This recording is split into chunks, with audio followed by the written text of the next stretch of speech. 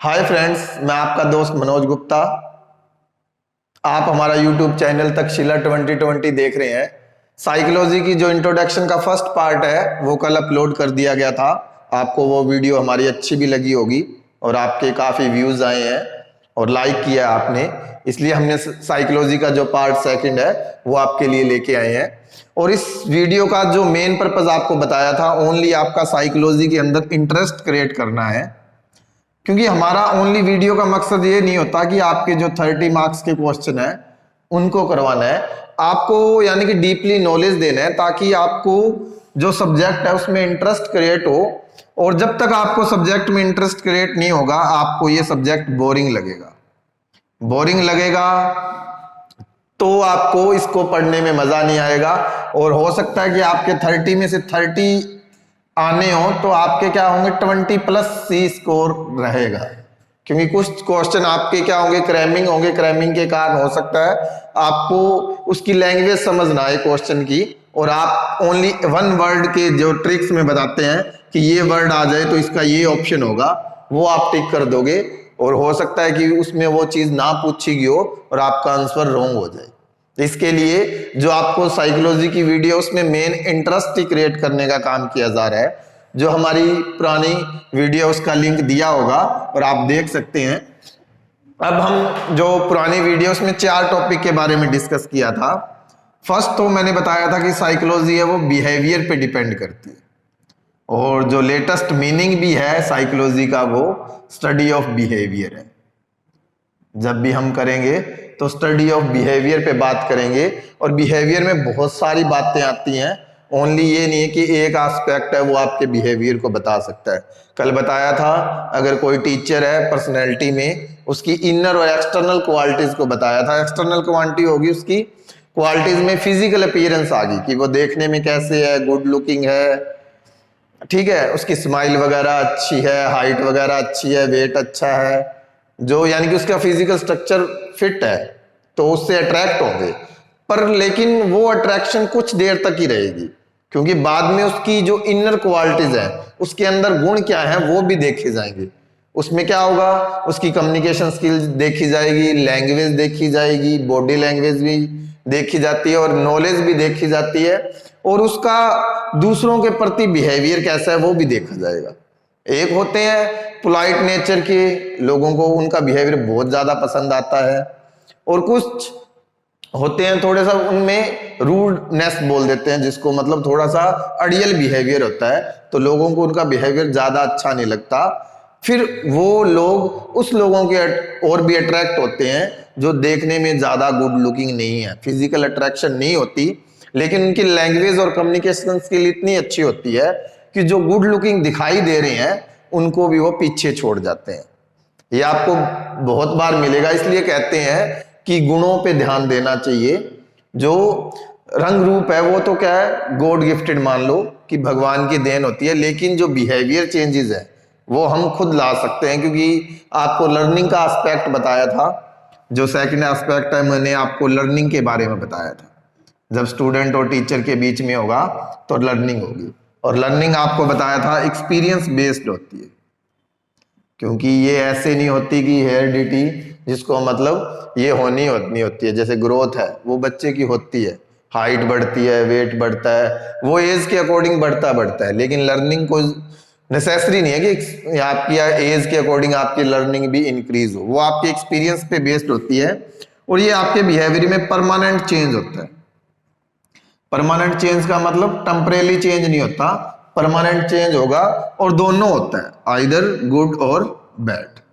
ये भी नहीं है कि लर्निंग को हम गुड चेंज कहेंगे, गुड भी नहीं है, दोनों आएगा, गुड और बैड, दोनों चेंज इसके अंदर कवर करते हैं। जब ये समझोगे आपको लर्निंग का मीनिंग आसानी से समझ आएगा। क्योंकि मुझे इतनी बात पता है, जो आप मेरे एक्सपीरियंस है उससे मैं ये बता सकता हूं कि जब तक आपको कोई चीज का मीनिंग है डीपली पता नहीं चलेगा उसके बारे में आप अच्छे से स्टडी नहीं कर सकते। सिंपल एग्जांपल देता हूं आपको मोबाइल का। जब तक मोबाइल फोन का आपको प्रॉपरली यूज नहीं आता, उसके फंक्शन का नहीं पता, तब तक आपको फोन चलाने में मजा नहीं आएगा। जैसे धीरे धीरे आप चलाओगे, फोन को सीखोगे, उसमें आपका इंटरेस्ट आने लगेगा, फंक्शन आपको नए नए फंक्शन पता लगने लगेंगे, फिर उसका यूज पता लगने लगेगा, फिर आप मोबाइल फोन को यूज करने लगेंगे और उसकी वैल्यू का पता चलेगा कि मोबाइल फोन से हम क्या क्या कर सकते हैं। क्योंकि हर चीज के आपको पता है गुड और बैड इफेक्ट होते हैं, वो आपकी लिमिट पे डिपेंड करता है कि आप कितना यूज करते हो। एक चीज तक एक लिमिट में यूज करते हो तो वो गुड साइड जाएगा, अगर एक लिमिट क्रॉस करते हो तो वो बैड साइड। अब मान लो कि आप 2 बजे तक फोन चला रहे हो नाइट के, और उसके बाद आपको पता है कि अगर 2 बजे आप सोने की कोशिश करते हो, मान के चलो कि 3 बजे सो जाते हो आप, 1 घंटे का टाइम मानते हैं, तो आपको क्या होगा, अब सुबह उठना है, अगर आपको 6 o'clock 7 o'clock उठना होगा तो आपको पता है कि कितने घंटे की नींद होगी, ज्यादा से ज्यादा 3-4। तो आपको पता है आपकी जब नींद पूरी नहीं होगी तो आपको फिर आगे जो आपका डे का शेड्यूल होगा उसमें बहुत ज्यादा दिक्कत आएगी। ये तो चलो एक दिन की बात है, एक दिन में कुछ नहीं होता, अगर ये 10 दिन तक कंटिन्यू चलता रहे तो आप लगाओ कि आपकी प्रॉपर 6 या 7 घंटे यानी कि चाहिए मिनिमम, हम मान के चलते हैं, यानी कि 6 आवर तो नींद के लिए होने चाहिए आपको डेली की। अब मान लो 30 और 40 तो कितने हो गए, 20 आवर्स ये पड़े। ये शेड्यूल आगे चलता रहे मंथ तक, इसलिए बहुत दिक्कतें आने लग जाती हैं। तो ये यूज पे डिपेंड करता है हर चीज के, इसलिए ये बता रहा हूं कि जो लर्निंग है वो परमानेंट चेंज इन बिहेवियर होता है, आइदर गुड और बैड, वो आप एक्सपीरियंस के थ्रू सीखते हो। फिर थर्ड हमने डिस्कस की थी, इसमें पर्सनैलिटी के बारे में डिस्कस किया था। पर्सनैलिटी का एग्जाम्पल आपको दे चुका हूं मैं, इनर और एक्सटर्नल क्वालिटीज दोनों आती हैं। और फोर्थ हमने जो डिस्कस किया था वो मोटिवेशन के बारे में डिस्कस किया था, क्योंकि मोटिवेशन में आपको बताया था कि एक टीचर है, उसको बच्चे को पढ़ाने के लिए उसको मोटिवेट करना पड़ेगा, और मोटिवेट के अलग अलग सोर्सेज होते हैं मोटिव करने के, यानी कि किसी को मोटिवेट करते हो उसके सोर्सेज अलग अलग होते हैं, क्योंकि ये इनर फीलिंग होती है किसी की जो उसको मोटिवेट करती है ऑब्जेक्टिव के या गोल्स जो भी, या उसके बिहेवियर को। क्योंकि जब तक आप, बहुत सारे बच्चे आपको ऐसे मिलेंगे जो +2 तक कुछ नहीं पढ़ते, यानी कि +2 तक उनका रिजल्ट बहुत डाउन होता है, लेकिन कॉलेज लाइफ में वो बहुत अच्छे होते हैं। कॉलेज लाइफ में उनका रिजल्ट भी अच्छा होता है और उनके बिहेवियर में भी बहुत सारा चेंज होता है, सिंसियर हो जाते हैं। हो सकता है कि पहले उनका बिहेवियर सिंसियर ना हो, ये तो ही होता है मोटिवेशन के कारण। क्यों हो सकता है वहां पे टीचर जाके उनको कोई बहुत अच्छा टीचर मिल गया हो, क्योंकि आपको पता है कॉलेज लाइफ में पुनिशमेंट का तो कोई फियर होता नहीं कि आपको फिजिकल पुनिशमेंट मिलेगी। हो सकता है कि मेंटली थोड़ा बहुत आपको अपसेट करें या टॉर्चर हो सकता है, लेकिन फिजिकल पनिशमेंट नहीं होती। स्कूल लेवल पे थोड़ी बहुत फिजिकल पनिशमेंट होती है, लेकिन आजकल वो भी बंद की जा रही है। तो ये मेन मकसद है कि वहां पे जाके आपको मोटिवेट करते हैं, आपको आगे एजुकेशन के बारे में बताया जाएगा, हो सकता है उससे आप मोटिवेट होके अपने बिहेवियर को चेंज करो। और एजुकेशन की फिफ्थ आपको बताया था लीडरशिप, ये क्वालिटी हर में जरूरी होना जरूरी है। इसलिए जब साइकोलॉजी का मेन मकसद यही होता है कि हर टीचर को इन क्वालिटीज के बारे में पता होना चाहिए, और साइकोलॉजी का कोई मकसद नहीं है उस सब्जेक्ट में इंट्रोडक्शन करने का, जो HTET और जितने भी होते हैं एग्जाम, ये सिर्फ आपकी नॉलेज साइकोलॉजी को चेक करने के लिए है और कंटेंट को चेक करने के लिए। आपका कंटेंट है, हो सकता है कि जो सिंपल क्वेश्चन आपको 10 मार्क्स के आ जाए और उसमें से 10 आपके आ जाए, क्योंकि 10 में 10 आ सकते हैं जिसमें ओनली आपको डेट्स वगैरह पूछी होंगी, थ्योरीज वगैरह पूछी होंगी, थ्योरीज के अंदर क्या है। लेकिन जो कुछ क्वेश्चन बच्चों से रिलेटेड पूछे जाते हैं उसके लिए आपको इनके बारे में डिटेल पता होना चाहिए, हर पॉइंट के बारे में, फिर ही आपको वो क्वेश्चन समझ आएगा कि उस क्वेश्चन में वो पूछना क्या चाहता है, और आपसे उसके बाद आपको वो राइट आंसर मिल जाएगा। जैसे लर्निंग के बारे में उसने पूछ लिया तो ये चीजें आपके माइंड में होगी कि परमानेंट चेंज होता है, एक्सपीरियंस बेस्ड होता है, गुड और बैड दोनों हो सकते हैं। तो इतना पता होगा तो यहाँ से आप आगे इसके अंदर जितनी भी नॉलेज लर्निंग के बारे में गेन कर सकते हो करो, और उस क्वेश्चन पे अप्लाई कर दो, आपको कोई ना कोई आंसर बेटर है जो, और पॉजिटिव आंसर देना होता है, जितना पॉजिटिव आप दे सकते हो, और उसके अगर जो पॉजिटिव आंसर लगता है वो आप दे दो, और आपका पता है 99% चांस है कि वो आंसर आपका क्या होगा, राइट होगा। तो इससे आपके क्या है आगे जो और क्वेश्चन 20 मार्क्स रह जाते हैं वो आने के बहुत ज्यादा चांसेस हो जाते हैं। तो लीडरशिप में आपको बताया था, इसका होता है कि स्टूडेंट आपको फॉलो करे, और फॉलो कब करेंगे, जब आपके अंदर लीडरशिप की क्वालिटीज आएंगी। और जब हम लीडरशिप के बारे में बात करेंगे, क्यों ये चैप्टर है दोनों मेनली रिलेटेड ही हैं, कि जब तक आप किसी को मोटिवेट नहीं कर सकते वो आपको फॉलो नहीं करेगा, और जब तक आपको फॉलो ना करें तो इसका मतलब आप में लीडरशिप की क्वालिटीज नहीं है। लीडरशिप की क्वालिटीज हैं तो आपको फॉलो करेगा, आपको फॉलो करेगा तो इसका मतलब ऑटोमेटिक है कि आप मोटिवेट भी करोगे तभी वो आपको फॉलो करेगा। इसके बाद ये था जो हमारी पहले वाली वीडियो में भी हमने डिस्कस किया था, लेकिन इसको आपको बता रहा हूं कि बार बार अगर कोई चीज आपको बताता रहे और आप सुनते रहो अलग अलग तरीके से, तो उससे आपकी नॉलेज में बहुत ज्यादा फर्क पड़ता है।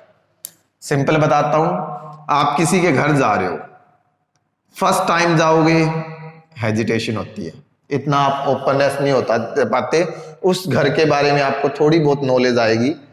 फिर सेकंड टाइम जाओगे, फिर उससे ज्यादा, थर्ड टाइम जाओगे उससे ज्यादा, फोर्थ टाइम जाओगे, ऐसे जाओगे तो वो क्या चीजें होती जाएंगी, कॉमन होती जाएंगी। और जाने के तरीके भी अलग होते हैं, हो सकता है किसी के फंक्शन पे जाओ, हो सकता है कोई और वर्क के लिए जाए, हो सकता है कोई आपको साथ लेके जाए एज गेस्ट कोई आया हो, तो इन सारी नॉलेज का आपको वहां से मिलता रहता है एक्सपीरियंस। इसलिए हर वीडियो को सुनिए, हो सकता है उसमें कोई ना कोई आपको अच्छी बात मिल जाए, हो सकता है वो पुरानी वीडियो किसी और टीचर ने दी हो उसमें वो बातें ना हो। तो मैं तो यही काम करता हूँ, हर वीडियो सुनता हूँ, साइकोलॉजी की भी सुनते हैं, बार बार वीडियो को सुना जाता है। क्यों सुनते हैं, क्योंकि जब तक हम किसी चीज को टेस्ट नहीं करेंगे तो उसके बारे में हम बता नहीं सकते कि वो राइट है या रॉन्ग है, यानी कि वो चीज अच्छी है या बुरी है। तो इसलिए उसका प्रॉपर टेस्ट पता होना चाहिए, उस चीज में क्या है क्या नहीं है, किस चीज की कमी है, तो ये आपको तभी पता चलेगा। इसलिए यही कहता हूं, मैं बच्चों को बहुत बार ये एग्जांपल देता हूं कि किसी के घर जाते हो, हेजिटेशन तभी दूर होती है जहां बार बार जाते हो, उससे जितना ज्यादा इंटरेक्शन करोगे और उसके बाद में उसके घर जाने में आपको इंटरेस्ट भी आने लगेगा और आप वहां जाओगे, आपको कोई प्रॉब्लम फील नहीं होगी। यही सेम सब्जेक्ट का नियम है। आप एक सब्जेक्ट को फर्स्ट टाइम देखते हो सकता है आपको बिल्कुल समझ ना आए, सेकंड टाइम देखोगे हो सकता है उसका नेम पता चले और कहां से वो सब्जेक्ट आया है उसका क्या हो, थर्ड टाइम हो सकता है थोड़े से कंटेंट पता चले, फोर्थ टाइम और नॉलेज हो, ऐसे हो सकता है कि आपको आगे बहुत टाइम के लिए नॉलेज मिल जाए। तो ये चीजें आपको इसमें मिलेंगी। तो अब हम इसमें वीडियो में नेक्स्ट जो पॉइंट लेके आ रहे हैं वो आपका मेन क्वेश्चन बहुत से आ रहे आते हैं, उसमें वो होता है इंटेलिजेंस, जिसको हम आईक्यू लेवल बोलते हैं,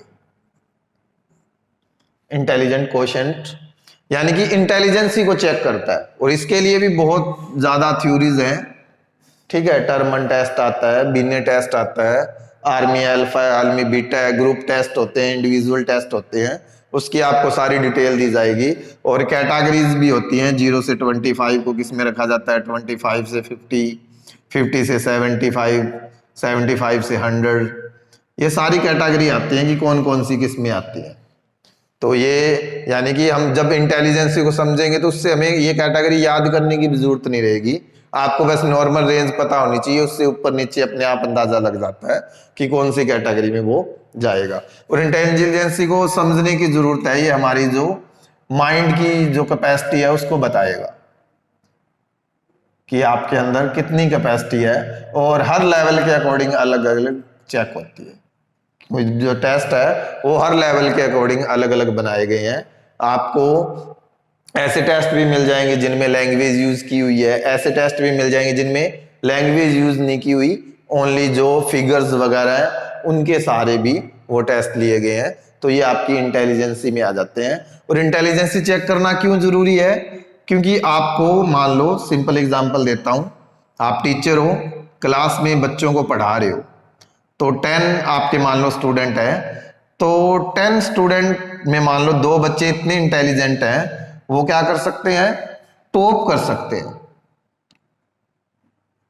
और 5 बच्चे ऐसे हैं जो 80% आराम से ला सकते हैं, और 2 बच्चे ऐसे हैं जो 60 अबव आ सकता है, और एक वैसा ऐसे है एक स्टूडेंट जो मतलब यानी कि फेल भी हो सकता है और पास भी हो सकता है, उसके मतलब चांसेस बहुत कम है, यानी कि वो अगर आएगा भी तो 40 और 50 की रेंज में रह सकता है, ये हम मान के चलते हैं।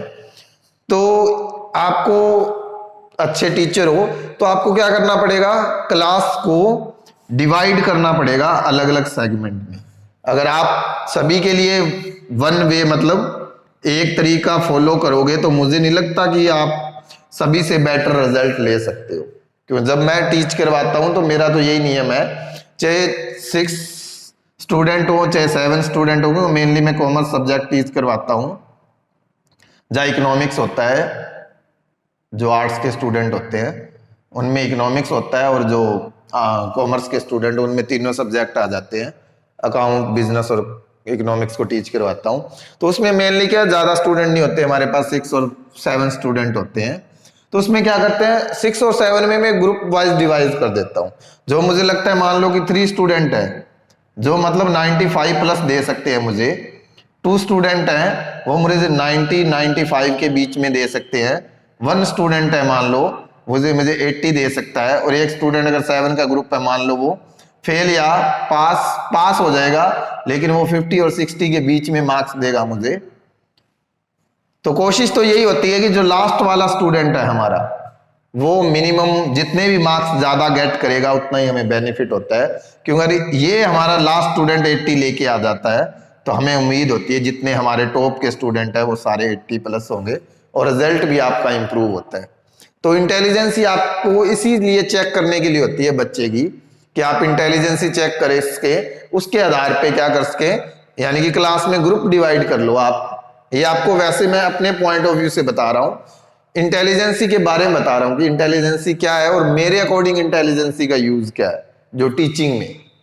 तो मैं ये यूज करता हूं कि उन बच्चों का आईक्यू लेवल चेक देखते हैं, वो आपको उनकी नॉलेज से, एक्सपीरियंस से जो भी क्वेश्चनिंग करोगे आपको पता चल जाएगा कि आईक्यू लेवल क्या है। और टेस्ट ले सकते हो आप, उनकी कैलकुलेशन वगैरह चेक कर सकते हो, फिगर के थ्रू चेक कर सकते हो, और बातें पूछ सकते हो, वो आपको जज हो जाएगा। तो इस प्रकार करोगे तो मुझे लगता है कि आपकी क्लास का रिजल्ट भी बेटर होगा। और मुझे लगता है इंटेलिजेंसी के बारे में पता होना टीचर के लिए इसलिए प्रॉपर वे में जरूरी है। इसके बाद जब हम इंटेलिजेंसी के बारे में पता करेंगे, उसके टेस्ट आते हैं मेन, तो ये हो जाते हैं। फिर हमारा जो मेन टॉपिक आता है, इसमें बहुत बार इनके बारे में भी पता पूछते हैं। एटीट्यूड होता है, एप्टीट्यूड मिल जाएगा आपको, इंटरेस्ट मिल जाएगा आपको, ये 3 टॉपिक भी इसके अंदर है जो आपको पता होने चाहिए। तो एटीट्यूड में आपका मतलब किसी चीज को देखने का नजरिया क्या है, पॉजिटिव लेते हो, नेगेटिव लेते हो, यानी कि उस जो प्रॉपर थिंग्स कर लो, कोई भी वस्तु कर लो, कोई भी पर्सन कर लो, उसके बारे में नजरिया कैसे है। तो ये भी आपका मेन मायने रखता है, क्योंकि स्टूडेंट का कई बार क्या होता है, किसी सब्जेक्ट के प्रति एटीट्यूड पॉजिटिव है या नेगेटिव है, वो भी बहुत मायने करता है। तो टीचर में इतनी एबिलिटी होनी चाहिए कि वो किसी नेगेटिव एटीट्यूड को पॉजिटिव में चेंज कर सके, और किसी चीज के लिए उसका पॉजिटिव एटीट्यूड है तो उसको नेगेटिव में चेंज कर सके।